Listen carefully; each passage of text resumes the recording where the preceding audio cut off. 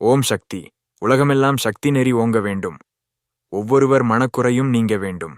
ஆதிபராசக்தி சுபாவம் என்ன? அவளுக்கு குணங்கள் இல்லை, சலனம் இல்லை, அது போக்குவரவற்றது.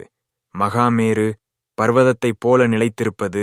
நன்மை தீமைகளோடு ஆதிபராசக்தி சம்பந்தப்படுகிறதில்லை. அது விளக்கின் ஒளி பிழம்பைப் போன்றது. ஆனால் விளக்கின் வெளிச்சத்தில் நீ பாகவதத்தை படித்தாலும் படிக்கலாம். ஜகத் சிருஷ்டியிலுள்ள நன்மை தீமைகள், பராசக்திக்கு நன்மை தீமைகள். ஆகா, மனித நன்மை தீமைகளால் கட்டுப்பட்டிருப்பது போல் பராசக்தி கட்டுப்பட்டதென்று நினைத்தல் கூடாது.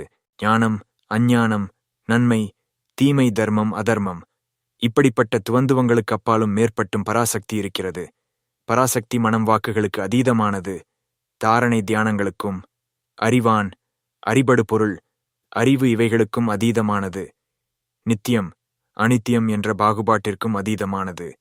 சுருங்கச் சொல்லில் சகலவித வியவகார நிலைக்கும் அப்பாற்பட்டதாக அது விளங்குகின்றது.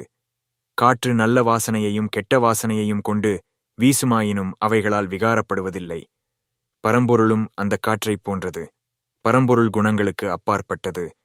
மாயையோடு சம்பந்தப்பட்டிருப்பனவற்றுக்கெல்லாம் புறம்பே இருப்பது. சிஷ்யர்களுக்கு உபதேசம் செய்யும்போது குருவானவர் பிரம்மம் மாயை என்பன இரண்டென்பதை சுட்டிக்காட்டத் தமது 2 விரல்களை முதலில் நீட்டினார். பின்னர் ஒரு விரலை மடக்கிக் கொண்டு மாயை மறைந்ததும் பரபிரம்மத்தைத் தவிர வேறொன்றும் நிலைத்திருப்பதில்லை என்பதை கற்பித்தார். அகண்ட பிரம்மத்தை சமாதியில் மட்டும்தான் அறியலாகும்.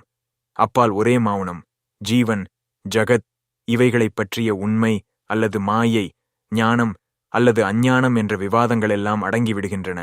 ஸ்வரூபத்தைத் தவிர வேறொன்றும் அடங்கியிருப்பதில்லை. உண்மையில் உப்பு பிரதிமை பிரம்மாண்ட சமுத்திரத்தில் மூழ்கிய பிறகு தன்னுடைய கதையை சொல்ல வெளிவருவதில்லை. இதுதான் பராசக்தி. ஓம் சக்தி.